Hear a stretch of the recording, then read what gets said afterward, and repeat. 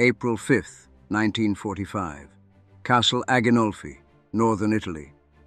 First Lieutenant Vernon Baker moves through pre-dawn darkness toward a German strongpoint that has repelled 3 previous attacks. He's 25 years old. He commands a weapons platoon in the 371st Infantry Regiment, 92nd Infantry Division, the only all-black division fighting in the Mediterranean theater. The Germans call his unit Minderwertigen Truppen, inferior troops. Wehrmacht intelligence reports describe the 92nd as poorly trained, ineffective, and likely to crumble under pressure. Some US commanders agree. Major General Edward Almond, the division's commanding officer, has publicly blamed his soldiers for tactical failures while ignoring inadequate training and constant rotation of inexperienced white officers. Baker doesn't care what anyone thinks. He has a mission. What happens over the next 17 days will capture 20,000 German soldiers, liberate 2 major Italian cities, and force an entire enemy army group to surrender. The Wehrmacht's assessment will prove catastrophically wrong. This is the story of the 92nd Infantry Division's final offensive, and how the men dismissed as weak troops ended the war in Italy. If you want to see WW2 stories that challenge everything you thought you knew about who fought and who won, subscribe right now. Drop a comment with where you're watching from, because this story rewrites the final chapter of the Italian campaign. The 92nd Infantry Division activates at Fort Huachuca, Arizona, in October 1942. It's the only black division that will fight in Europe during World War II, and from the beginning the Army sets it up to fail. White officers from southern states receive command positions despite requesting to avoid black units. Many have never led combat troops. The division trains with obsolete equipment. Units practice maneuvers separately, never integrating as a full division. When they deploy to Italy in July 1944, most battalions have trained together for less than 6 weeks. Major General Edward Almond takes command. He's from Virginia. He believes black soldiers lack courage and intelligence. He will spend the next year blaming his troops for failures while rotating inexperienced officers through command positions and refusing to coordinate properly with adjacent units. The division enters combat along the Gothic Line in August 1944. This is Germany's last major defensive position in Italy, a network of bunkers, machine gun nests, and artillery positions stretching across mountainous terrain from the Ligurian Sea to the Adriatic. The Germans have spent months fortifying these positions. They're dug in deep. The 92nd attacks piecemeal. Individual regiments assault fortified positions without proper artillery support or coordination. They take heavy casualties. Some units fall back. Almond blames cowardice. He doesn't mention that white divisions attacking the same line with better support are also stalled. Wehrmacht intelligence watches. They issue assessments. Captured documents later reveal their conclusions. The 92nd is inferior quality, poorly trained, and not aggressive in combat. German commanders note that the division's attacks lack coordination. They're right, but they attribute it to racial inferiority rather than inadequate training and hostile command. The German 148th Infantry Division faces the 92nd across the line. They're veterans. They've been fighting since 1939. They've seen French troops, British troops, American white divisions. They think they understand what they're facing now. By December 1944, the 92nd has been in combat for 4 months. They've gained ground slowly at terrible cost. Individual soldiers perform with extraordinary courage. Staff Sergeant Edward A. Carter, Jr. crawls 150 yards through enemy fire, captures 2 German soldiers, and uses them as shields to get back to friendly lines. He's been shot 5 times. He survives. Private First Class John Fox calls artillery fire on his own position in Sommacolonia on December 26th. German forces overrun his observation post. Fox dies directing fire onto himself. The artillery breaks the German attack. His sacrifice saves over 100 American soldiers. These men receive the Distinguished Service Cross, the second highest award for valor. The Medal of Honor is not considered, not for them. The pattern holds extraordinary individual heroism, inadequate institutional support, and constant blame from their own command. When the 92nd struggles, newspapers back home report it. When they succeed, the stories go untold. Almond relieves officers. He requests that black soldiers be transferred out and replaced with white troops. General Mark Clark, commanding the 15th Army Group, refuses. The 92nd remains an all-black division, except for most officers above company level. By March 1945, they've been fighting in the mountains for 8 months. They're exhausted. They've taken steady casualties. Replacements arrive with minimal training. The division holds a 30-mile front, twice the normal frontage for a division. The Germans across the line think they know what they're facing. Intelligence reports reinforce their assessment. These are weak troops, not dangerous, not capable of a major offensive. They're about to learn otherwise. April 5th, 1945. Dawn breaks over the Ligurian coast. Vernon Baker leads his platoon toward Castle Aginolfi. The castle sits on a hilltop overlooking the Ligurian Sea. It's a German strongpoint, machine gun positions, bunkers, observation posts that direct artillery fire across the entire sector. 3 previous attacks have failed. White units from the 92nd tried to take the position. They couldn't get close. Baker's platoon, 26 men, moves up the slope in darkness. They use gullies and ridges for cover. German sentries watch the main approaches. Baker finds a route they're not watching. First light. Baker spots a German observation post. He moves forward alone, crawls to within 20 yards, and throws grenades. The position explodes. 3 Germans die. He doesn't stop. There's a bunker 50 yards ahead.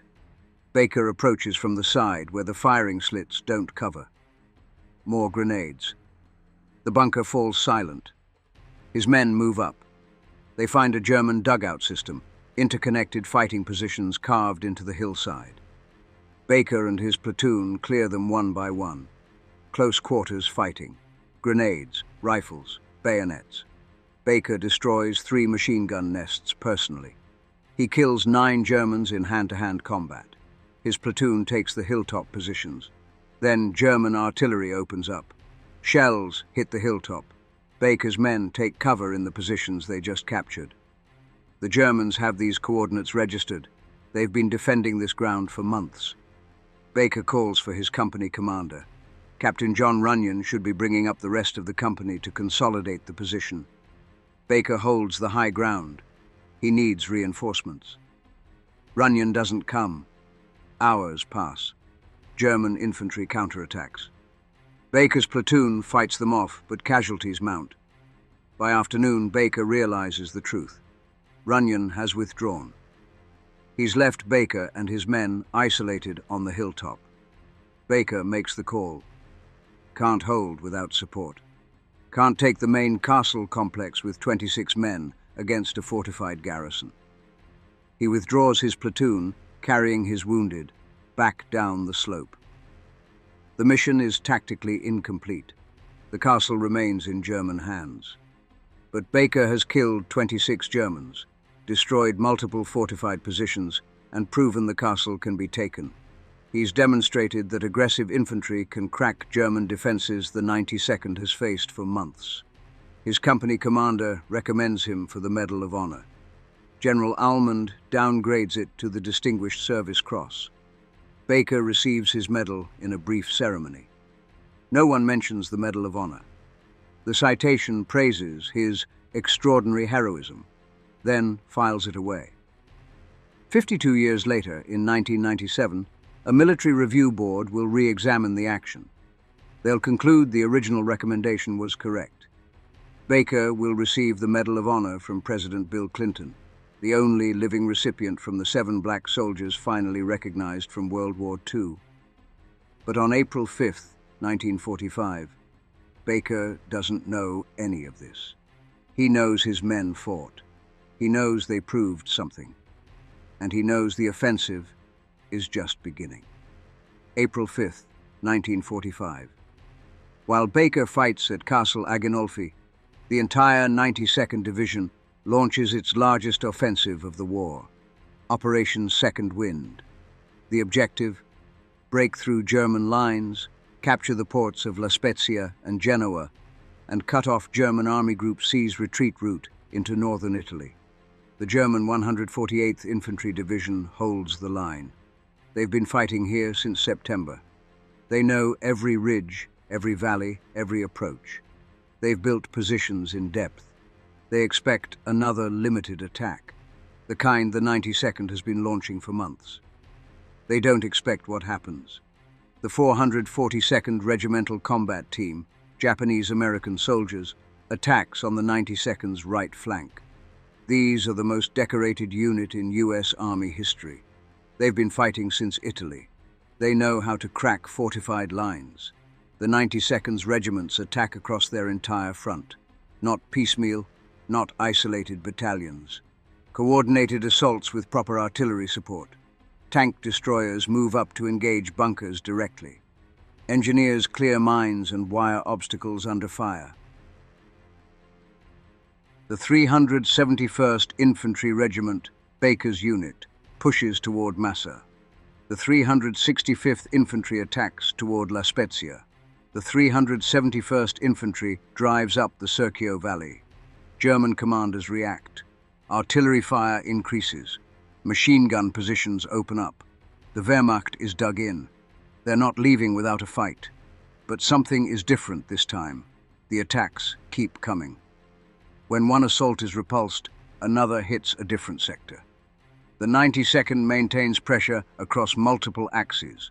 German units can't concentrate to stop any single penetration. Within 48 hours, the 371st captures Masse. The 365th breaks through toward Aula. German communications intercepts show confusion. Units report strong enemy pressure. Commanders request permission to withdraw to secondary positions.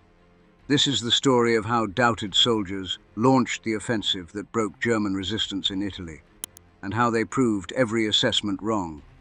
If you're here for World War II history that goes beyond the textbooks, subscribe. Comment where you're watching from. This offensive rewrote the final weeks of the Italian campaign. By April 10th, 5 days into the offensive, the 92nd has penetrated the German main line of resistance. The 148th Infantry Division is falling back, not in an organized withdrawal. They're being forced back by constant pressure from units the Wehrmacht dismissed as weak. The Germans face a tactical crisis. The 92nd is driving toward La Spezia, the major port supplying Army Group C. If La Spezia falls, the Germans lose their main supply route. If Genoa falls, their entire position in northwestern Italy collapses. Field Marshal Albert Kesselring, commanding German forces in Italy, issues orders: hold La Spezia at all costs. German units dig in around the city. Engineers prepare demolitions. The port will be destroyed rather than captured intact. The 92nd doesn't pause. The 371st Infantry fights through coastal villages. The 365th outflanks German positions using mountain trails the Germans considered impassable. The 371st drives north up the Serchio Valley, threatening German supply lines. Black soldiers are doing what German commanders, and some American commanders, said they couldn't do. They're conducting a major offensive against a determined enemy across difficult terrain. They're coordinating combined arms attacks. They're maintaining momentum despite casualties. German prisoners start arriving at collection points. Dozens, then hundreds. Young Wehrmacht soldiers, exhausted, low on ammunition. They're surrendering to the troops they were told would crumble. The Italian campaign is entering its final phase. The Gothic Line, the position that has held since August 1944, is breaking, and the 92nd Infantry Division is leading the breakthrough on the western flank. April 17, 1945. 12 days into the offensive. Elements of the 371st Infantry Regiment enter La Spezia. German demolition teams have destroyed the port facilities. Cranes lie toppled in the harbor. Warehouses burn. But the city is falling. The German 148th Infantry Division has been fighting continuously for 2 weeks. They're exhausted. Supply lines are cut. Artillery ammunition is running low. Radio communications report that American forces, the same troops German intelligence called inferior, are bypassing prepared positions and attacking from unexpected directions. The 365th Infantry Regiment drives northeast toward Genoa. This is Italy's largest northern port. If Genoa falls, German Army Group C loses its last major supply point on the western coast. German resistance stiffens. Rearguard actions delay the advance. Machine gun positions cover withdrawal routes. German engineers blow bridges. Every ridge becomes a fighting position. The 92nd keeps pushing. Tank destroyers suppress German strongpoints. Infantry clears towns house by house. Artillery coordinates with forward observers to hit German assembly areas. April 19th. The 370 secures La Spezia. German forces abandon the city. They retreat toward Genoa. The 92nd's regiments maintain contact. They don't let the Germans break clean. Every time Wehrmacht units try to establish a new defensive line, American attacks hit them before they can dig in properly. German commanders request reinforcements. None are available. The entire German position in Italy is collapsing. Further south, British and American forces have broken through the main Gothic line. German units are retreating across northern Italy. The Wehrmacht is running out of options. April 21st. Elements of the 92nd Infantry Division reach the outskirts of Genoa. They expect fierce resistance. Genoa is the last major city before the French border. The Germans should defend it. Instead, Italian partisans have risen inside the city. Street fighting erupts between German occupation forces and Italian resistance fighters. The Germans are fighting on 2 fronts, against the 92nd outside the city and against partisans inside. April 27th. The 92nd enters Genoa. German forces are withdrawing in disorder. Some units surrender. Others retreat toward the Po Valley. Wehrmacht soldiers stack rifles. They raise white flags. Officers order their men to surrender to American forces, specifically requesting to surrender to white troops when possible. Nazi racial ideology dies hard, even in defeat. But surrender is surrender. The 92nd processes thousands of prisoners. Wehrmacht soldiers, SS troops, coastal artillery crews, transport units, rear echelon personnel, all captured by the division German intelligence dismissed as weak. By April 22nd, 17 days after the offensive began, the 92nd has captured La Spezia and Genoa. They've taken over 20,000 German prisoners. They've liberated dozens of Italian towns. They've driven the Wehrmacht from positions held since 1944. The offensive continues. German Army Group C is collapsing across the entire front. On May 2nd, 1945, German commanders in Italy sign an unconditional surrender. Nearly 1 million German soldiers lay down their arms, the first mass surrender of German forces in World War II. The 92nd Infantry Division ends the war occupying northern Italy. They've been in combat for 9 months. They've suffered over 3,000 casualties. Individual soldiers earned the Distinguished Service Cross, Silver Stars, Bronze Stars. Not one receives the Medal of Honor. Not in 1945. May 1945. The war in Europe ends. The 92nd Infantry Division occupies northern Italy. Soldiers receive orders for occupation duty. Some volunteer for the Pacific Theater. Most want to go home. General Almond issues his final assessment of the division. He blames them for failures. He credits white officers for successes. He recommends the army never again form all-black combat divisions. The soldiers board ships for America. They've fought for 9 months in Italy. They've liberated towns. They've captured thousands of enemy soldiers. They've proven themselves in combat. They return to a segregated country. Buses with colored-only signs, separate water fountains, restaurants that won't serve them, movie theaters where they sit in the balcony. Vernon Baker goes home to Wyoming. He receives his Distinguished Service Cross. It sits in a drawer. He doesn't talk about the war much. What's the point? The country doesn't want to hear it. The decades pass. The 92nd Infantry Division fades from historical memory. Books about World War II mention them briefly, if at all. The narrative of the Italian campaign focuses on white divisions, British forces, the liberation of Rome. The men who fought grow old. They attend veterans' reunions.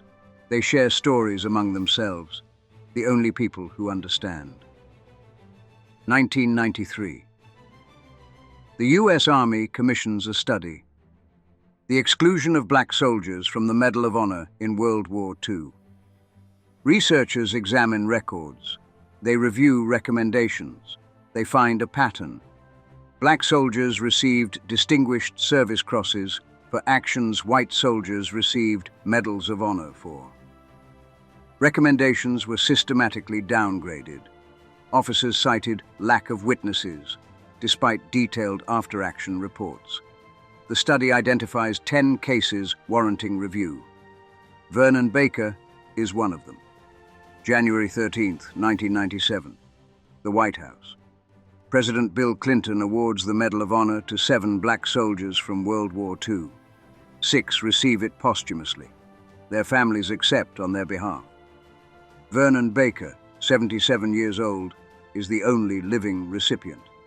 He stands in the East Room wearing his uniform. The President reads the citation, the same citation recommended in 1945, the same action at Castle Aginolfi, 52 years late. Baker accepts the medal. He speaks briefly. He mentions the men who didn't come home, the ones who died in Italy, the ones who never received recognition. The other 6 recipients, Staff Sergeant Edward A. Carter, Jr., First Lieutenant John R. Fox, Private First Class Willie F. James, Jr., Staff Sergeant Reuben Rivers, First Lieutenant Charles L. Thomas, Private George Watson, all recommended for the Medal of Honor during the war. All denied. All finally recognized decades after their deaths. The 92nd Infantry Division's record stands. They fought for 9 months. They captured La Spezia and Genoa. They took over 20,000 prisoners. They helped end the war in Italy. History has been slow to recognize it. But the facts don't change. Wehrmacht intelligence called them weak troops, inferior, not capable of sustained offensive operations. Then they lost an entire army group to them. This is the story of the 92nd Infantry Division. Soldiers who proved themselves when it mattered most, even when recognition came decades too late. If this is the kind of history you're here for, subscribe. Comment where you're watching from. These stories matter. These soldiers matter. And the truth always matters, no matter how long it takes to come out.